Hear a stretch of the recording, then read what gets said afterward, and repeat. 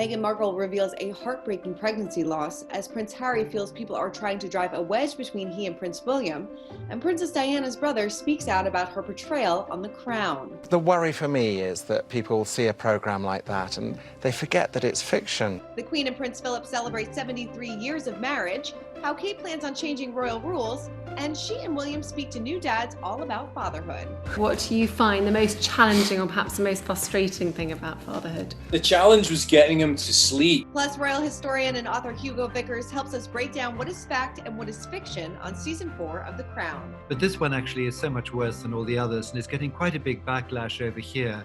Not, I think, from the average viewers who I'm sure are, just enjoying it and taking it for what it is. But, anyone who has any knowledge of what was really going on, the history and things, pretty shocked by what's happening, actually. We've got that plus so much more in today's Royally Us. Hello to our fellow royal lovers and welcome to Royally Us. I'm Christina, that's Molly, the host of the Diva Behavior Podcast. Hi, Molly. Hi, Christina. Lots to talk about this week. So much. They really have been active this week. Very, very active. But before we get to all that, before we break down The Crown, what's going on with Prince Harry and Prince William, we have to check in with our royal viewers, our royal watchers, to see what they had to say about last week's show. So let's kick it off with Lynette. She says, why should it be uncomfortable for Harry and Meghan? They have heard all this stuff before. Harry knows his mother suffered. This has nothing to do with their Netflix deal. The royals are upset because it showcases once again how badly they treated Diana and what self-serving cold people they are. Yikes. But yeah, this actually ties in with our conversation that we're going to have with Hugo a little bit later, is that he says that, The Crown takes a lot of liberties and does show the royal family in a bad light. So I feel like this is going to change a lot of people's opinion. Yeah, I think Hugo really lays out a lot of good facts for us. And it seems like The Crown is sort of a litmus test for how you already feel about the royal family. And if you're a big fan, then you might not like this season. But if you're sort of skeptical, then you are like, give this all the Emmys. So, yeah. Kind of a toss-up. All right, next one goes to Lisa. Says, watching this season of The Crown, seeing that Harry isn't a working royal, and it seems not even considered a part of the royal family anymore, this is why I feel such a dislike for these people. As far as the Queen not knowing about Harry's request to have a wreath laid on his behalf, I don't believe that for a moment. It kind of goes to what we were just saying. A lot of people's opinion is going to change or, be skewed a little bit. Yeah. And as for the wreath thing, what I learned from Finding Freedom is that it's really hard to get in touch with the Queen, even if you are her grandchild. So I really do think that it's very possible that the Queen had no idea that all of this wreath drama was going on. Probably not. Okay. And last one goes to Joanne. Says, a lot of younger viewers don't know the full story of Diana, Charles, and how badly she was treated by the royals and horrendously hounded she endured from the media to the point where Diana ultimately lost her life. Why is it a conflict for Harry and Meghan? Truth and facts speak for themselves. I mean, she was horrendously, hounded by the media. She really was. I mean, there's no denying that. Yeah, definitely. And just like physically, they were following her 24/7, which doesn't happen really anymore with the royals. After her death, they sort of struck a deal that wouldn't happen anymore. Mm-hmm. So yeah, I guess this person has a point. All right, it is time for our royal roundup, our royal news of the week. And we have to talk about this heartbreaking story from Meghan Markle, who revealed that she suffered a miscarriage with her second pregnancy. And this all happened this past July. She wrote an op-ed in the New York Times saying that she was changing Archie's diaper and she felt a very sharp pain and she knew that she had lost the baby. She said that she wondered how she and Harry would heal from this unimaginable loss. And she wrote, watching my husband's heartbreak as he tried to hold the shattered pieces of mine, I realized that the only way to begin to heal is to ask first, are you okay? Now, she was referencing her 2019 interview that she did with ITV when the journalist asked her if she was okay. And, it was that heartbreaking moment where she said that she just wasn't, that the pressures of royal life was just getting to be too much and this constant media scrutiny, it was just a lot for her to deal with. Now, she said that she is speaking out about her miscarriage because so many women go through the same thing and it's not talked about. And she's hoping that her story can provide a little bit of healing as well. All right, now moving on to Prince Harry, who is saying that the media is trying to cause a wedge between he and Prince William amid everything going on with the investigation with Princess Diana's interview with Panorama that went down in 1995. So, I mean, I don't think he's wrong. I know, but I also am like, how many problems in your life are you going to blame on the media? That's true. That is true. That is true. I mean, William released a statement saying that he is eager for the truth to be found out about what happened with this interview between Diana and Martin Bashir. Was she kind of coerced into this interview? Was she kind of led to believe different things? And he released a statement on his own. And I think a lot of people were surprised, oh, this wasn't from William and Harry, which they usually do. And these Harry sources came out saying, I don't need to release a statement to know that this was such a hard time for me. And you know how I feel about my mom. And this is just driving a wedge between my brother and I. Yeah, I assumed that Harry was on the same page with William, Right. even if his name wasn't on the statement. Yeah, I mean, I don't think he needed to release a source's statement to convince us otherwise. Yeah, I think that almost causes a little bit more of a separation in people's eyes.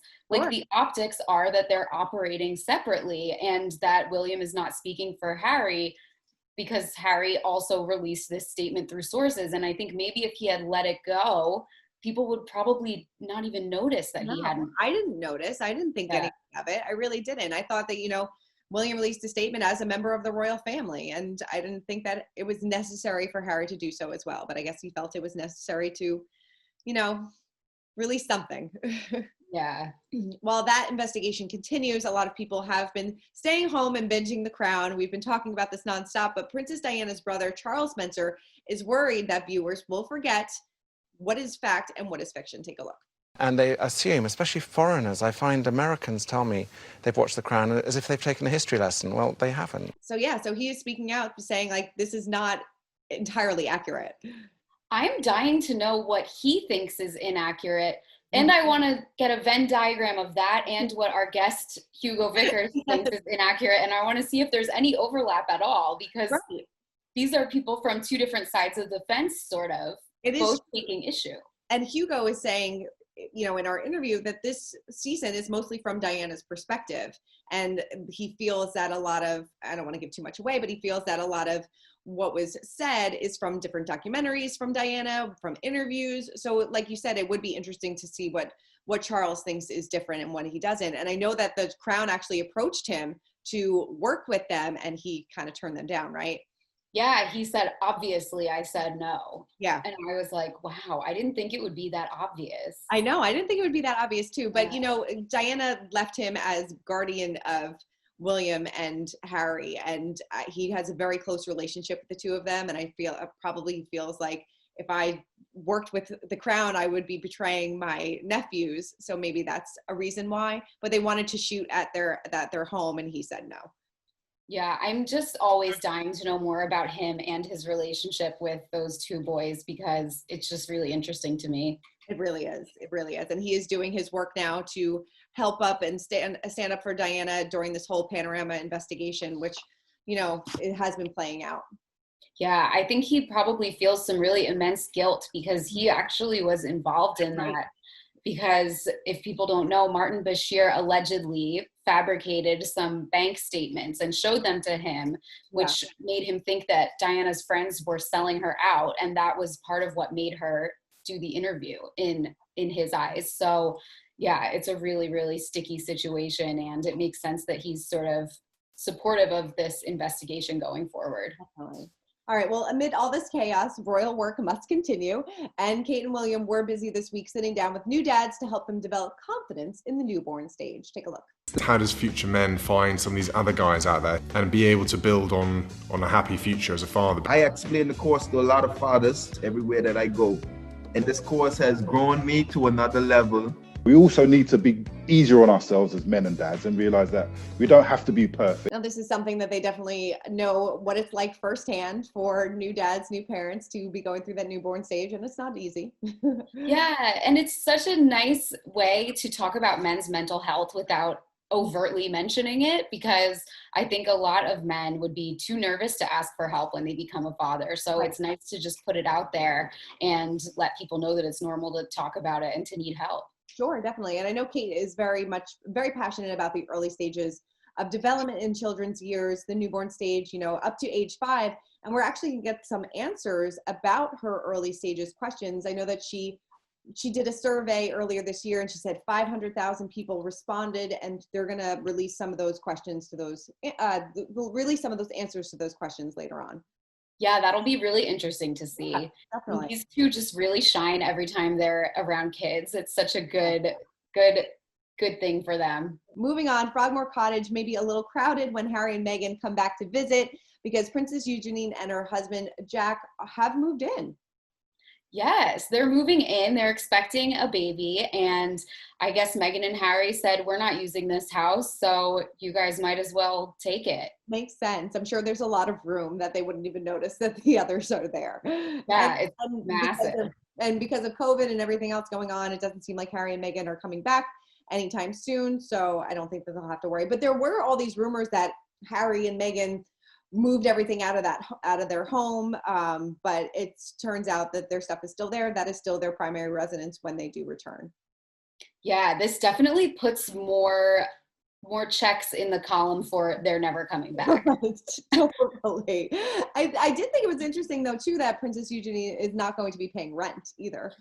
Yeah, it really is. I guess they just are trying to make sure someone's using the house. Yeah, might as well. They did all those renovations. Somebody better get some good use out of it. I know, their floating kitchen floor, the soundproof windows. It just sounds amazing. Lucky Eugenie. Seriously. All right. Well, before we move on, we have some sad news, and that the royal family is in mourning since their beloved dog Lupo passed away. This was so sad.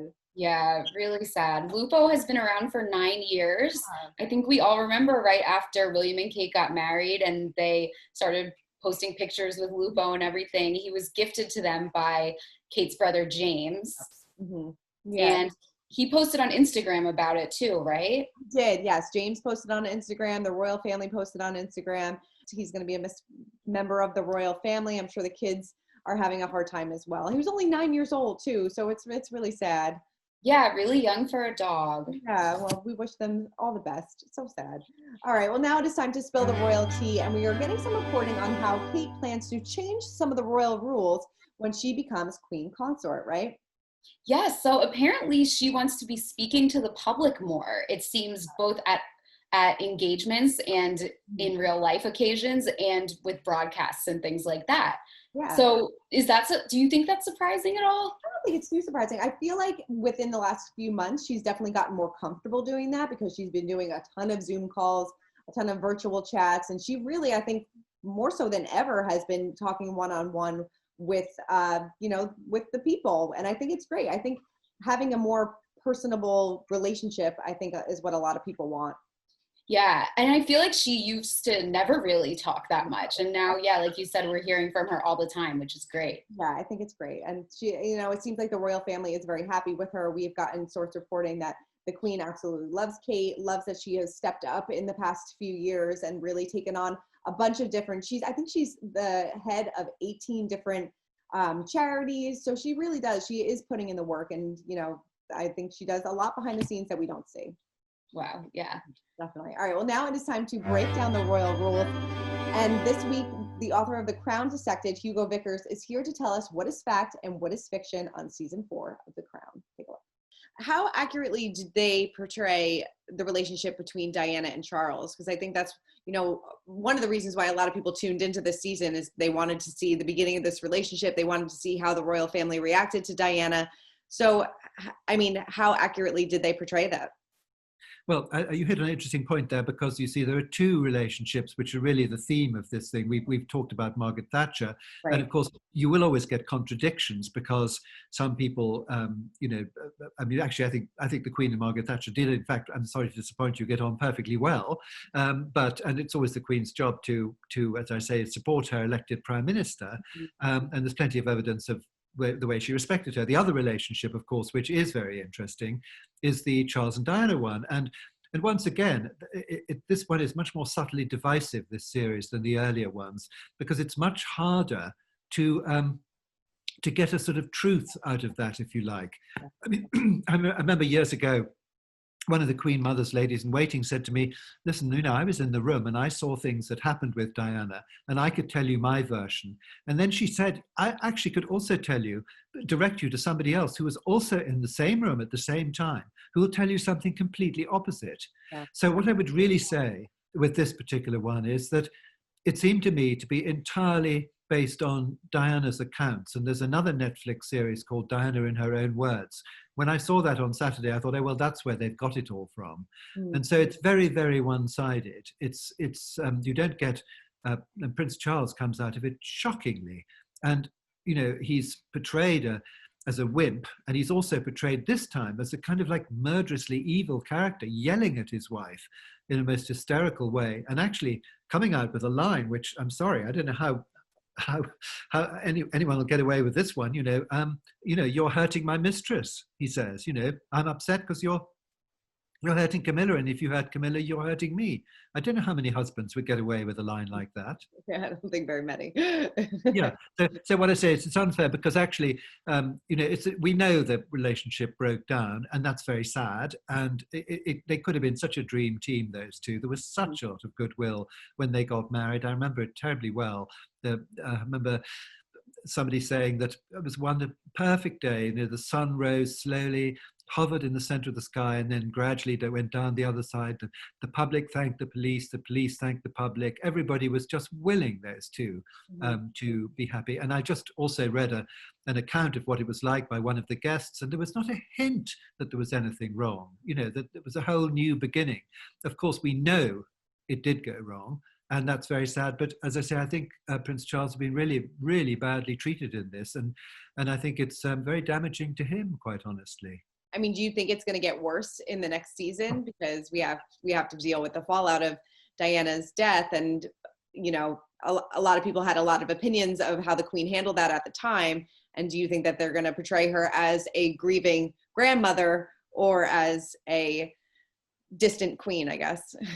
Well, we had a nasty hint, did we not, at the very end of the series as to what they might be up to, because the Prince Phillip character comes in and says to Diana, if you break away, it's likely to end badly for you, at which point she says, I hope that's not a threat, calling him sir rather than pa, which she would have done, actually.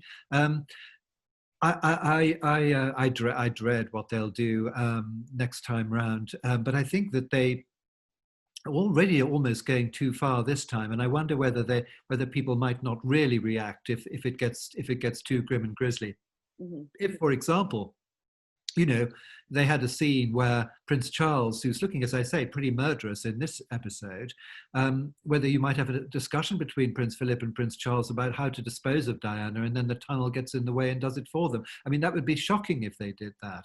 Yeah. I mean, I don't want to listen. I must be careful. I mean, I'm not suggesting that they will, but I'm equally wouldn't be too surprised if there's something like that happened.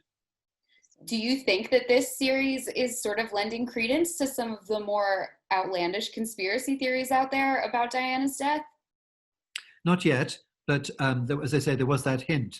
And I've even read a piece in the paper, some paper, in which they said, well, no, Prince Philip didn't threaten her, but he wrote letters to her and threatened to expose lovers and things. Well, I actually have read those letters, because there was a time some years ago when he was accused of having called her a harlot in a letter. And I knew his private secretary. I'd written a book about his mother, Princess Alice, who appears in some of the earlier episodes.